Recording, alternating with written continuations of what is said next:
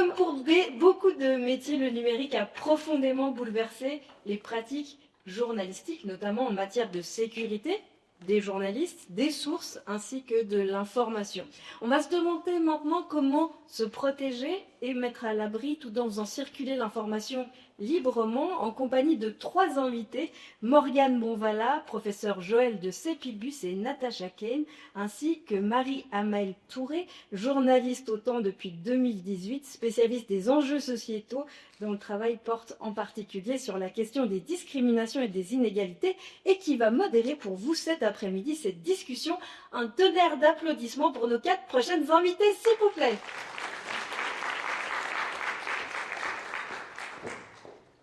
Grand merci pour ces quelques mots d'introduction. Bonjour à toutes et à tous, un grand merci d'être avec nous pour cette discussion consacrée à la sécurité en ligne.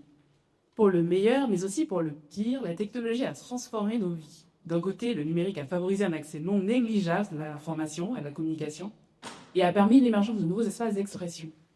De l'autre, la technologie a aussi créé de nouvelles vulnérabilités. Cyberharcèlement, diffamation, cyberstalking, cybergrooming ou encore sextorsion, les chiffres sont préoccupants. Selon une étude publiée en 2024, mandatée par l'Office fédéral de la communication, 69% des internautes ont déjà été confrontés à des discours haineux. Une violence qui s'exerce majoritairement sur des groupes et des minorités souvent déjà vulnérables. Dès lors, comment lutter contre les violences virtuelles, de quelle manière garantir une véritable sécurité en ligne et comment construire une culture numérique favorisant le débat démocratique? Pour tenter de répondre à ces différentes questions, nous avons le plaisir d'accueillir Morgane Bonvala. Bonjour. Vous êtes responsable du développement du projet Stop Hate Speech depuis 2019. Alors, c'est un projet qui tend à encourager un large public à réagir au phénomène, notamment de la haine en ligne, grâce au contre-discours et à soutenir des personnes concernées. Vous êtes également engagé chez Tech Against Violence, où vous collaborez à la plateforme With You, qui propose des outils et des informations faciles d'accès sur les différentes formes de violence au sein du cours. Avec vous, Natacha Kane, bonjour. Vous êtes spécialiste IAM aux hôpitaux universitaires de Genève, où vous gérez les droits d'accès aux dossiers patients. Vous êtes également membre actif de l'association African Women Digital and Cyber Security, qui défend une approche de la cybersécurité fondée sur la représentation en collaboration. Et avec vous, Joël de Cépibus. Bonjour, vous êtes avocate, vous enseignez actuellement le droit lié au changement climatique et à la politique énergétique en tant que professeur invité au Collège d'Europe, à l'UNIL et à l'EPFL. Disposez d'une expertise dans le droit économique qui nous est spécialisée dans les relations bilatérales des Suisse-UE, les marchés de carbone, la finance durable, l'économie circulaire, encore la justice climatique et la dimension environnementale, sociale et de gouvernance des entreprises. Un grand merci à vous d'être avec nous. Alors peut-être pour commencer, on l'a dit en temps de préambule, la question des violences numériques, le spectre des violences numériques est assez large. Et moi je me demandais finalement, quelles sont les formes les plus courantes de violences numériques aujourd'hui en Suisse? Bonjour, merci de cette question. Alors effectivement, le spectre, il est extrêmement large parce que c'est simplement que les outils tech et Internet, de manière générale, amplifient des violences qui sont déjà là. Donc c'est pas Internet qui a inventé des violences, c'est juste un multiplicateur qu'on n'a jamais vu, à une force qu'on n'a jamais vu avant. Je sais pas si on peut dire qu'il y en a une forme qui est plus présente qu'une autre. Elles sont à la fois présentes dans l'espace public, on va sûrement parler plutôt aujourd'hui, avec des effets très forts de silenciation, des effets très forts sur la démocratie, mais elles sont aussi présentes dans l'espace intime, et ça je pense qu'il faut le rappeler, dans toutes les interactions qu'il peut avoir, le contrôle que ça permet d'avoir dans un couple par exemple. Elles sont quotidiennes et elles sont vraiment très présentes et toujours plus présentes. Il y a quelque chose que vous me disiez qui est très intéressant en amont de cette discussion qu'on a tout de suite, Natacha, c'est que vous soulignez aussi le fait que la technologie, quand elle est pensée sans diversité, finalement, elle reproduit automatiquement des biais. Et ça, qu'est-ce que ça signifie très concrètement? Alors, bonjour, merci pour cette question. Je vais vous donner un exemple. Il y a 2 ans, j'ai pris la photo de mon épouse et je l'ai mis dans l'IA de Photoshop. Et je lui ai simplement dit améliore-moi cette photo pour son CV. Donc, pour ceux qui ne savent pas, ma femme, elle est sénégalaise, aux cheveux naturels, avec un teint noir. Et au bout de quelques secondes, une fois qu'il y a mouliné, elle a ressorti une photo d'une femme blanche avec des cheveux lissés. Donc, j'étais assez choquée. Je l'ai appelée, je lui ai dit, viens voir. Et j'ai refait la manip et on a eu encore plus de billets qui sont ressortis. Et c'est de là que vient mon déclic, à savoir, je me suis posé la question, qui est derrière finalement cette IA? C'était assez simple, j'ai reconnu les dictats de beauté qu'il y a derrière et également un homme blanc, aussi simple que ça. Donc par rapport à ça, pour répondre à la question qui était... Économiquement, justement, qu'est-ce que ça apporte? C'est pas comme qu'est-ce que ça enlève? Du coup, c'est cette absence de diversité, comment le fait d'alimenter les biais qui existent déjà dans la société. Vous un exemple assez concret. Tout à fait, tout à fait. Non seulement ça amplifie ces biais-là, mais on se rend compte aussi que ça invisibilise aussi une partie des personnes, hein, tout simplement. Donc c'est très important de pouvoir prendre en compte justement la diversité des personnes derrière ces algorithmes, derrière ces lignes de code. Donc, on a parlé aussi tout à l'heure, une Morgan, cette idée de silencer. Et là, voilà, vous mettez aussi en avant cette idée d'invisibiliser. Et voilà, tout ça, pour moi, ça participe aussi quelque part à des fois, c'est ce discours de même qu'on peut trouver en ligne. Et puis, je me tourne vers vous, Joël, forcément, pour les aspects légaux, finalement. On entend beaucoup de choses, et en fait, la question qu'on peut se poser, c'est quel est finalement le cadre légal qui existe aujourd'hui quand on peut faire totalement de unique. Merci pour cette question. Donc, j'aimerais rebondir sur ce qu'on a vu ce matin. Madame Diallo nous a montré un tweet qui l'insultait. Elle est allée consulter son avocat et son avocat lui a conseillé de déposer une plainte pénale pour insulte à son honneur.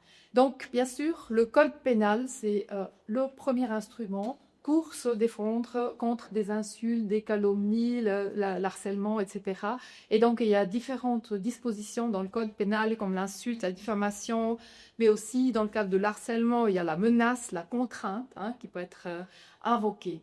On a vu aussi dans ce même film que, voilà, on peut avoir une condamnation, mais finalement, ça ne résout pas le problème. Alors, il y a aussi des moyens légaux qui sont inscrits dans le Code civil, qui sont donc les dispositions concernant la protection de la personnalité.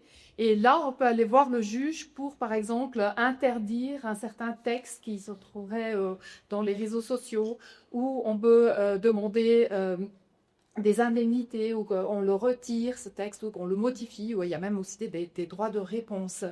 Donc, on voit que la loi prévoit des réponses, mais certes probablement insuffisantes pour faire face à ce déferlement de haine où vous nous rencontrez tous les jours. Et malheureusement, quand on fait encore une fois référence à cette sorte de haine et puis cette violence fédérique, c'est souvent les minorités les déjà très vulnérables qui en souffrent le plus. Hein. Je pense notamment aux personnes racisées, mais aussi personnes queer ou issues des communautés LGBTQIA+. Et finalement, on voit cette concentration des violences, elle est longue, et quelles en sont les conséquences, notamment on peut observer avec Stop Hate Speech en tête. Alors effectivement, si on parle vraiment du discours de haine en soi, ça va vraiment venir, c'est ce que je disais avant, c'est-à-dire amplifier des violences qui sont déjà présentes. Donc les discriminations, ce seront les mêmes. Et donc les personnes qui subissent des discriminations vont être d'autant plus vulnérables en ligne. Et le problème, c'est vraiment l'impact. Un des problèmes, c'est bien sûr l'impact sur les personnes qui sont directement visées par ces commentaires. Vous avez pu voir ce matin avec Rokhaya, c'est toutes les personnes qui s'expriment dans l'espace public. Donc, l'impact personnel que ça a sur la santé mentale, sur la carrière, sur beaucoup de décisions qui sont prises. Il y a des personnalités publiques qui décident de se retirer de leur poste parce que c'est trop de peur, c'est trop de danger, c'est trop de violence, etc. Et puis, ce que je pense qu'il faut vraiment souligner aussi, c'est l'impact démocratique que ça a. Parce qu'au final, ça a un impact gigantesque sur la vie de ces personnes, mais aussi sur la qualité de notre débat public. C'est-à-dire qu'on a de plus en plus de voix qui se silencient, que nous n'entendons plus parce que c'est trop dangereux de s'exprimer, ou parce qu'on a des algorithmes qui vont mettre moins en avant certains sujets. Nous, on a des témoignages soit d'activistes qui ont décidé de ne plus avoir leur nom qui est disponible nulle part, qui ne s'expriment plus, qui ne répondent plus aux médias, même aux médias publics. Mais on a aussi des conseillères aux États qui refusent de parler de certains sujets politiques parce qu'elles ont trop peur des violences qu'elles vont vivre ensuite en ligne. Et ça, pour notre démocratie, c'est extrêmement grave. Et c'est pas en Europe, ailleurs, aux États-Unis, c'est en Suisse. Tous ces exemples en place, c'est aussi chez nous. Et donc, c'est vraiment important de prendre très au sérieux ces luttes. Dans cette idée de forcément protection aussi des débats démocratiques et notamment de la circulation de l'information, hein, si quelque part de contradictoire, etc. Il y a aussi une autre minorité qu'on pourrait la mettre en avant, c'est celle des lanceurs d'alerte. Et puis, on le voit aussi dans les derniers rapports. On fait un petit raccourci, voilà, lanceurs d'alerte, ça vous parle aussi beaucoup hein, en tant que journaliste. Et il y a des études assez récentes de Reporters sans frontières qui montrent qu'effectivement, certaines journalistes qui s'intéressent à certains sujets, par exemple, qui peuvent, si on veut avoir en tout cas ce rôle de lanceuse d'alerte, sont très largement pris pour cible. Et qu'aujourd'hui en Suisse, il me semble qu'on n'est pas très bon en matière de protection pour les lanceurs et lanceuses d'alerte. Comme pour faire peut-être un petit point avec vous, Joël. Mais très volontiers, mais je crains de voir confirmer contre soupçon. On n'est pas bon et on n'est pas en train de s'améliorer parce qu'en 2020, il y avait un premier projet du Conseil fédéral qui fut refusé et on a fait une deuxième tentative qui, elle, a également avorté. Alors, où en est-on à la protection des lanceurs d'alerte? Donc, peut-être d'abord, qu'est-ce qu'un lanceur d'alerte? C'est quelqu'un qui dénonce des faits illicites ou immoraux, ou des cas de discrimination aussi, hein, ou de viol, donc, comme vous en voyez souvent. Et quelle est sa protection s'il se trouve dans un milieu professionnel? Alors en Suisse, comme je viens de l'évoquer, il y a très très peu de protection qu'on lance l'alerte dans le domaine privé. Parce que c'est le droit des obligations. Et là, il y a une obligation qui est primordiale, c'est le devoir de loyauté de l'employé envers son employeur. Et donc, vu ce devoir de loyauté, le lanceur d'alerte est plutôt vu comme un individu qui trahit la confiance de son employé et moins comme une personne qui, en fait, a le courage de parler pour le bien public.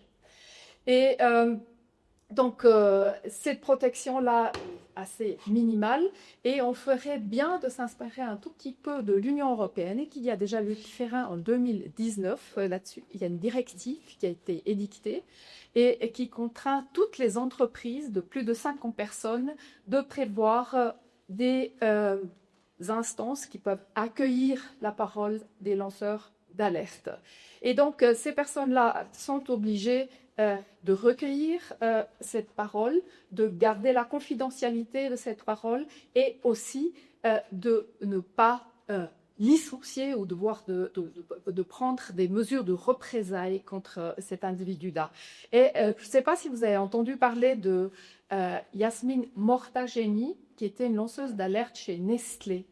Et elle a finalement, après 13 ans de combat, reçu gain de cause par un tribunal civil dans le canton de Vaud.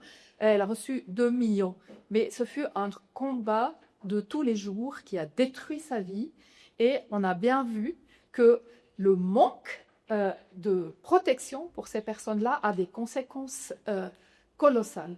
Peut-être vous avez entendu dernièrement les scandales liés aux pizzas Buitoni, où vous avez peut-être entendu des os qui étaient trafiqués, infiltrés à l'insu des personnes. Eh bien, vous voyez, cette Madame Mortageni, elle était là pour protéger le public contre ce genre de malversation. Et puisqu'il y a cette culture de l'omerta, de l'étouffement de la parole de l'individu qui fait face à un pouvoir asymétrique étouffant, eh bien, on a les conséquences qu'on voit dans le cas de Nestlé, une culture de l'omerta. Les personnes qui parlent, ils veulent protéger le bien public. Et en l'occurrence, Madame Mortageni voulait protéger les enfants contre la vente de biscuits et qui les étouffait. Eh bien voilà, ceci n'a pas, ce ne plaide pas pour le cadre légal suisse. Et on avait vu, et il y a eu des démissions au niveau le plus élevé de Nestlé. Peut-être c'est là aussi, je ne veux pas faire d'amalgame entre les différents problèmes, mais on voit le manque de bonne gouvernance a des conséquences. Et donc, là, ce serait bien de regarder un petit peu chez le voisin. Il y a quelque chose de très intéressant là sur finalement, on est face, encore une fois, à des personnes qui se retrouvent dans des situations de vulnérabilité, qui ne sont pas forcément soutenues moins sur le plan légal. Peut-être pas sur une question de vulnérabilité, mais sur des sources aussi de données un peu sensibles. C'est un point que je trouve intéressant, peut-être d'évoquer avec vous, Natacha. Vous avez cette casquette de spécialistienne aux hôpitaux universitaires de Genève, vous gérez les droits d'accès aux policiers et des patients. Donc là, on se retrouve avec des données qui sont hyper sensibles et qui touchent vraiment à la vie privée, la vie privée. Et ça, je me demande de quelle manière est-ce que finalement on protège ces données-là. Et puis, vous m'avez parlé d'un exemple que je trouve assez éloquent aussi dans la manière dont on prend en charge ces données, vraiment ce qui les protège. Oui, alors juste pour préciser, IAM, c'est Identity Access Management, c'est la gestion des accès. Donc mon métier, c'est de donner accès à des dossiers patients en l'occurrence. Faut savoir que les dossiers patients, ce sont des vies qui sont derrière. Ce sont également toutes les informations sensibles et qui touchent à la dignité des personnes. Et comment est-ce qu'on protège ces données alors, sans rentrer dans le technique, mon rôle, c'est de m'assurer que la personne qui souhaite accéder à ce dossier, savoir pourquoi, quelle est sa fonction et combien de temps est-ce qu'elle peut accéder à ce dossier-là.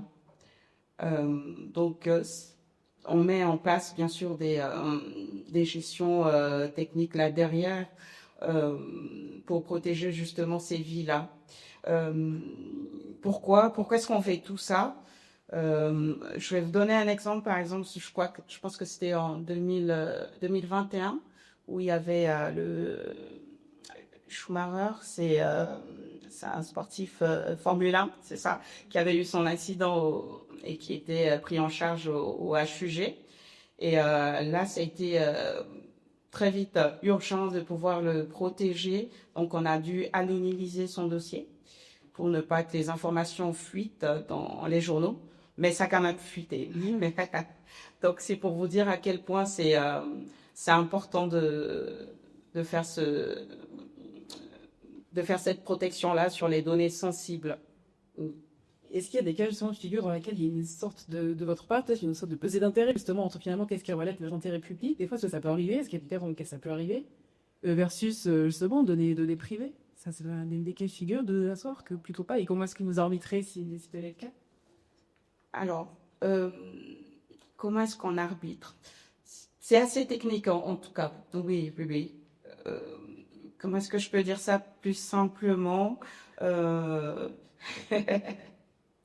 Chaque dossier, on va dire une identité, il y a des rôles qui vont avec, d'accord? Donc, en fonction de ces rôles-là, il y a différents secteurs. Par exemple, quelqu'un qui travaille en oncologie, qui va demander accès à un dossier, on va dire en pédiatrie. Là, on va se poser des questions. Voilà. Donc, je ne sais pas si j'arrive à répondre quand même à la question sans être dans le technique. Mais oui, de notre côté, en tout cas, c'est très clair, c'est très carré.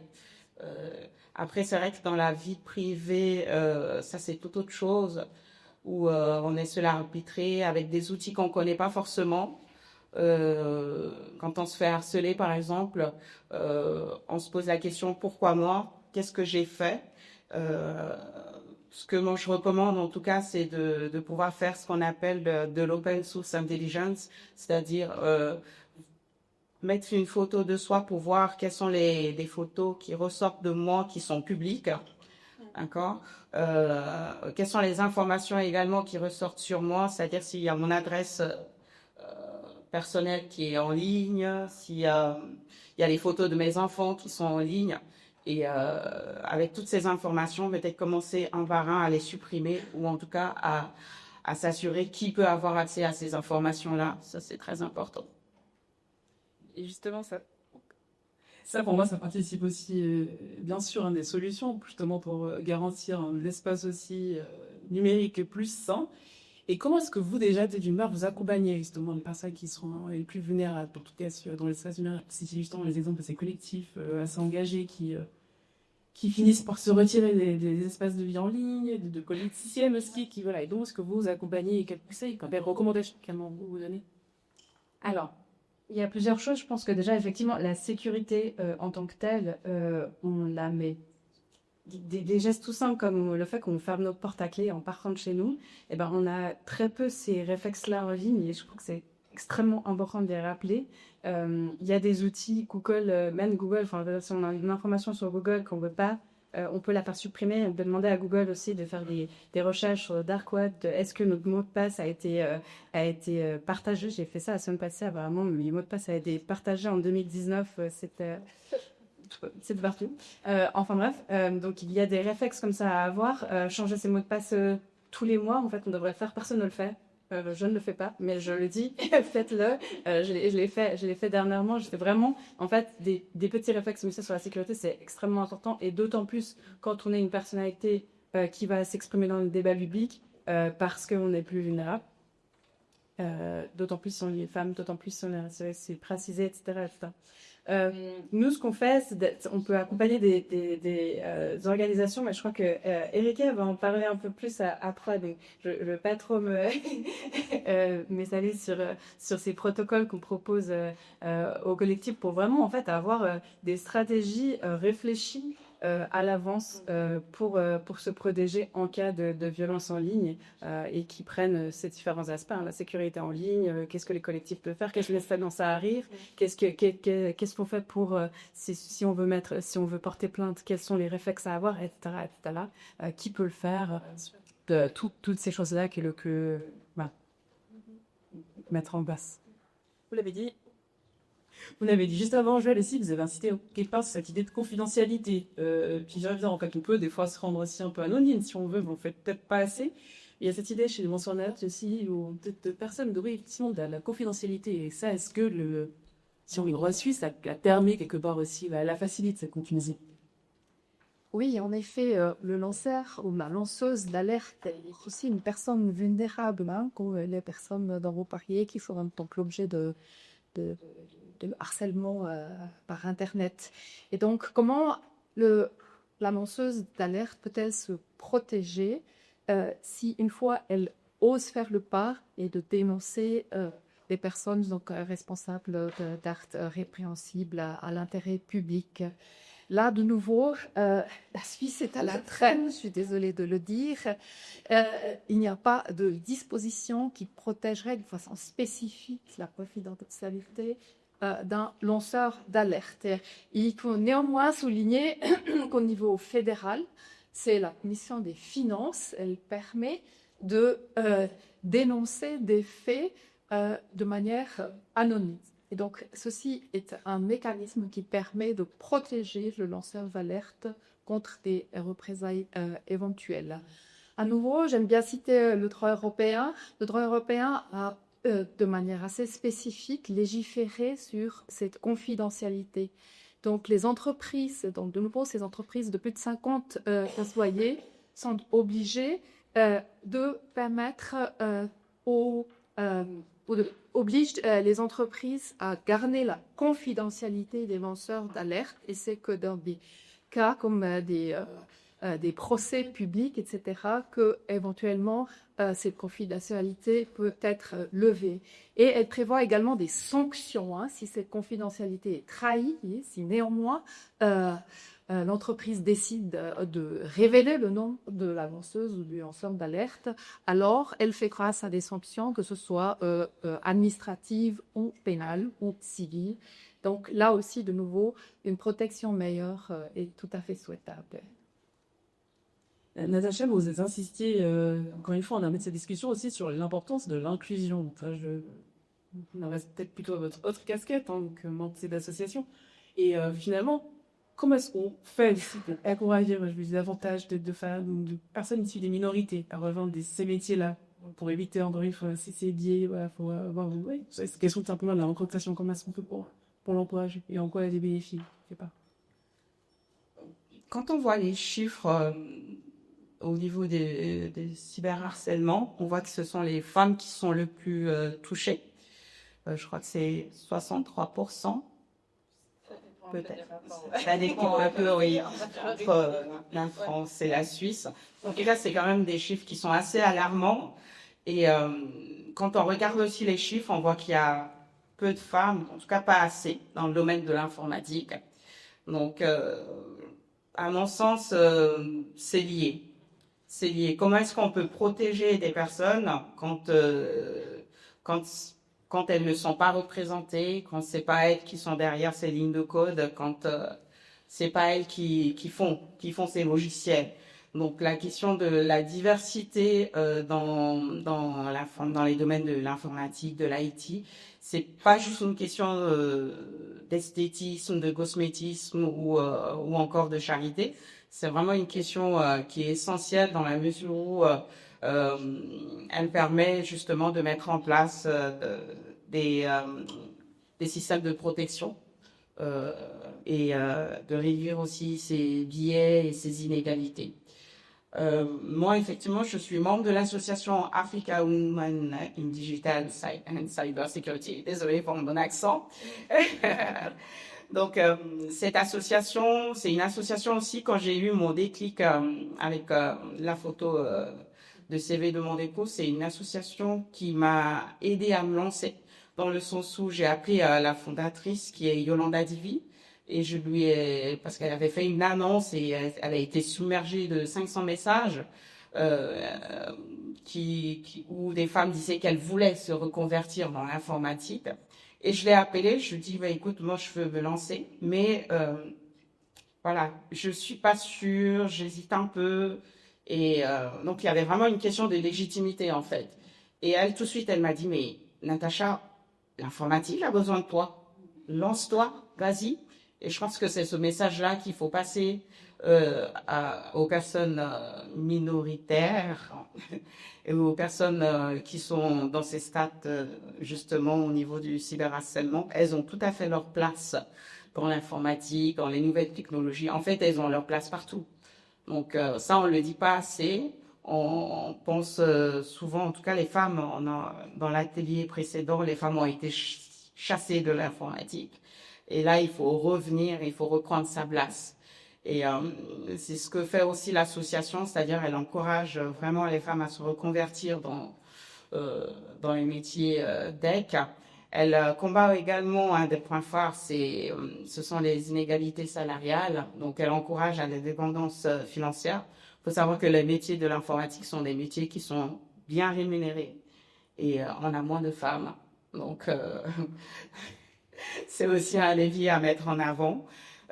Aujourd'hui, l'association compte presque 100 membres et d'ici l'année prochaine, on aura 73 personnes qui vont être diplômées avec des partenaires qui sont comme Initsus, qui sont des partenaires à l'international, donc et plusieurs autres partenaires. Donc les femmes qui sont dans cette association déjà elles bénéficient des tarifs réduits pour avoir accès à des formations de haute qualité et elles font leur stage à travers le monde, que ce soit en Afrique, que ce soit en Europe ou aux États-Unis. Donc voilà. Et je suis en fait concrète, en tout cas, pour essayer d'avancer sur les questions. Tout à fait. Et j'espère que les mots de la fin, Morgane, et si vous de citer peut-être une peu idée concrète, justement, pour rendre un peu nos espaces numériques sains et démocratiques. Qu'est-ce que ça se fait? Alors, je pense qu'il y a plein de choses à faire, mais vu qu'on a un public qui est là, je vais donner quelque chose que tout le monde peut faire. Et j'ai commencé juste avec des statistiques aussi de notre part qu'on a pu observer à la fois sur Twitter et à la fois sur les plateformes médiatiques suisses. C'est que tout ce que je vous ai parlé avant, donc les violences dans l'espace public, dans le débat public, si on parle des commentaires, on a en gros 1% des utilisateurs et utilisatrices qui sont responsables de 50 à 70% des contenus haineux. Qu'en gros, on laisse la place de l'espace public qui est violent aujourd'hui, c'est parce qu'on laisse cette place à une minorité de personnes, vraiment très peu de personnes. Et donc, on a travaillé avec le PFZ, ils ont fait une étude sur le contre-discours, comment on répond au discours de haine pour que ce soit efficace et qu'on ait un meilleur débat public. Et donc, ils ont prouvé que si on répondait avec empathie envers le groupe discriminé, donc là, c'était, par exemple, qu'est-ce que c'est répondre avec empathie? C'est votre commentaire est particulièrement plaisant pour telle communauté, ou bien est-ce que vous avez déjà pensé comment vous vous sentiriez si vous deviez, etc. Enfin, ça dépend de la situation, mais vraiment d'aller chercher, d'aller créer l'empathie pour le groupe discriminé chez la personne, et ça vient un petit peu à la table ronde de tout à l'heure, enfin, la première table ronde de ce matin. Et donc, quand on utilise l'empathie, et bien non seulement on modifie le comportement du hater, c'est-à-dire qu'il va soit supprimer son tweet, soit ne plus répondre quelque chose de haineux dans le feed, soit ou ne plus tweeter de manière haineuse sur les semaines qui suivent. Donc, on a un comportement sur le moyen terme qui est changé, mais on vient aussi de prouver que ça change aussi le comportement des personnes autour qui lisent le tweet, c'est-à-dire que le tweet va être moins partagé, moins liké, et donc avoir moins de visibilité s'il y a une réponse empathique en dessous. Donc on modifie vraiment à la fois le comportement du lecteur et aussi la réception et la visibilité de ça. Donc ce que je vous encourage à faire, puisque vous faites partie, je l'espère bien, des 90 et plus % de personnes qui ne commentent pas de manière haineuse sur les réseaux sociaux, et ben utilisez votre voix, participez pour déjà noyer en fait ces commentaires haineux. Donc et n'hésitez pas à soit encourager, soit ouvrir des débats qui sont démocratiques et non pas bienveillants, mais juste démocratiques en fait, juste d'avoir des avis, mais qu'importe qu'elles soient, mais qu'ils ne soient pas dans la haine. Et surtout quand vous voyez des commentaires qui sont violents, haineux, signalez et répondez avec empathie. C'est un petit peu la solution qu'on vous apporte. On ressent ça, commentez. Allez-y, commentez. Et puis, bien sûr, si vous n'êtes pas concerné par le discours de haine lui-même, ça c'est très important. Si on est soi-même concerné, on se protège et on prend soin de soi. Je vous remercie toutes les trois. C'était absolument passionnant. Et je propose qu'on passe aux questions du public. Cher public, la parole est à vous.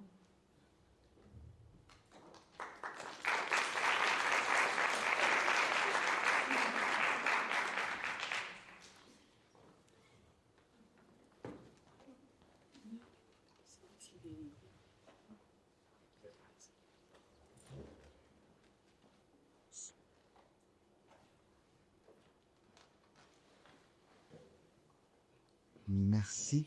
Ma question, ça m'organe justement pour la partie que tu viens de nous donner.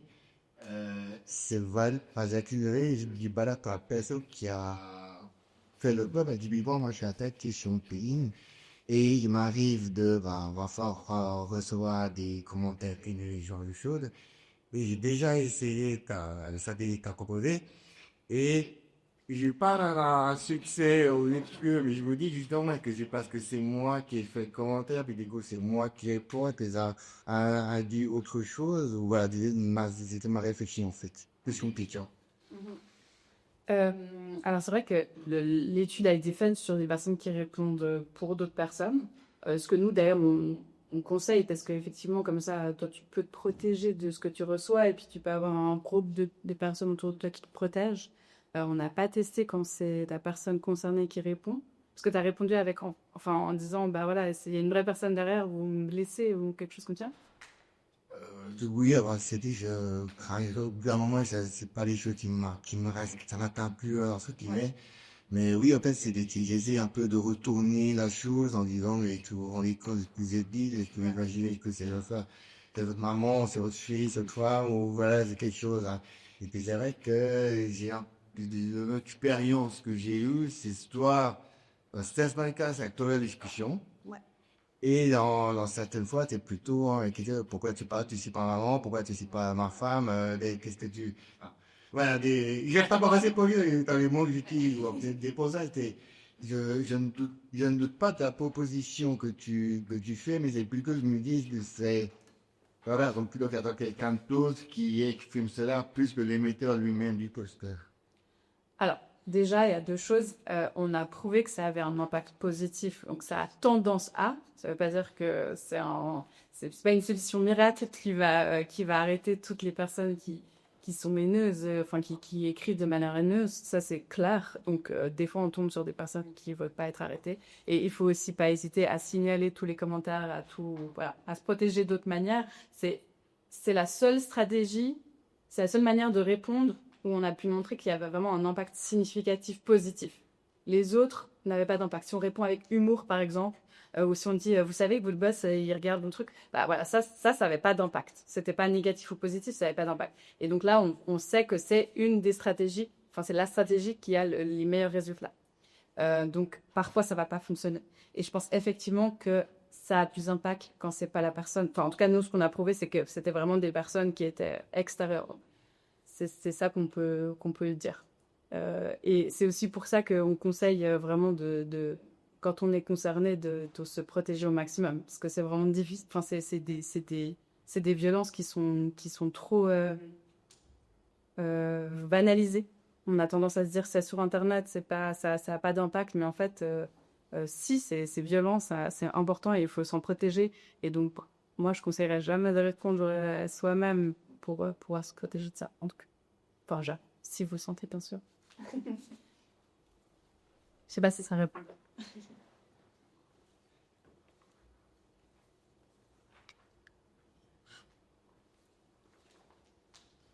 Il y a d'autres questions, je pense.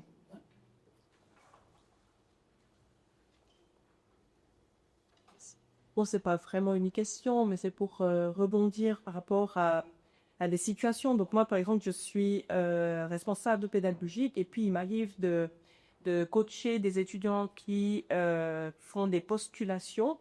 Et sur conseil de Natacha, il fait justement ces recherches de photos. Je sais plus comment ça s'appelle. C'est l'image qui fait que... Alors, il y a Google Chennai. Oui, voilà, c'est ça. Lens. Oui, pas plus.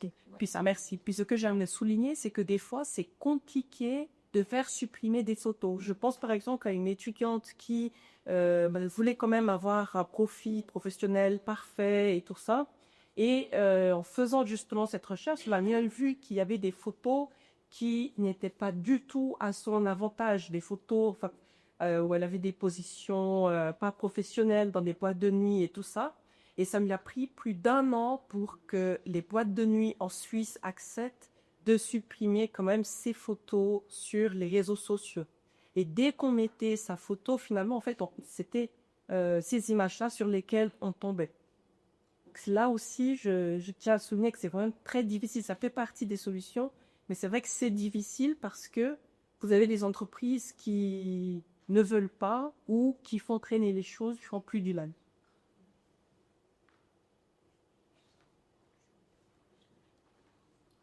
Oui, peut-être une astuce, ça serait d'invoquer leur droit à l'image. Et si elles ont souscrit, par exemple, à des protections juridiques, ça peut aller très vite. Mais sinon, en invoquant simplement, en écrivant 1-2 fois, un mail et un courrier recommandé pour avertir justement ces boîtes de nuit ou ces propriétaires, en leur prévenant que la prochaine fois, on va saisir la justice. Normalement, elles réagissent très très vite. Après, c'est vrai que ça change. C'est beaucoup plus accéléré maintenant qu'il y a 3-4 ans. Mais moi, j'encouragerais vraiment à saisir qui de droit. Les vidéos sont partagées, le contenu lui-même, et qui permet de supprimer apparemment tous ces contenus sur les plateformes. Et les organisations qui travaillent dans ce cadre-là sont vraiment assez positives sur l'impact que ces deux plateformes ont. Ah, ça m'énerve, j'ai pas le nom. Mais vous les trouvez, c'est jamais dans les outils Stop Hate Speech. Stop Hate Speech.ch, il y a tout un texte. Voilà. Si jamais. Je sais pas si tu peux ajouter des choses. Après, oui, il y a eu quelques éléments de solution dans ce que vous avez dit. Effectivement, c'est un parcours du combattant.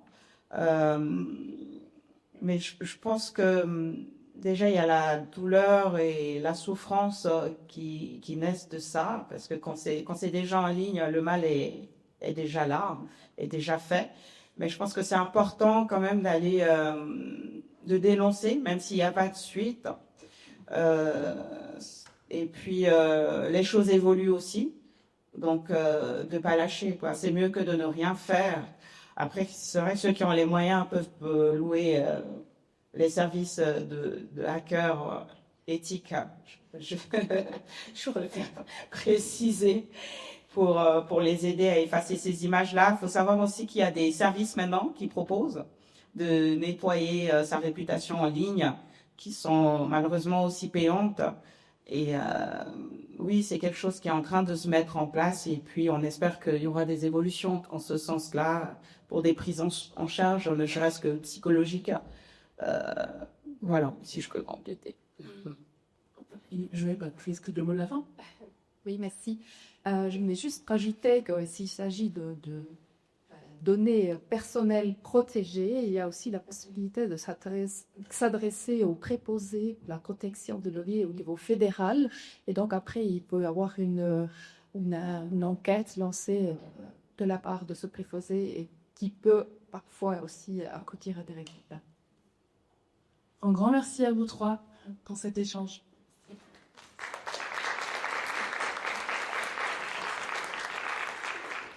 Merci beaucoup à toutes les quatre, Morgane Bonvala, Joël de Célibis, Natacha Khan et Marie Hamel,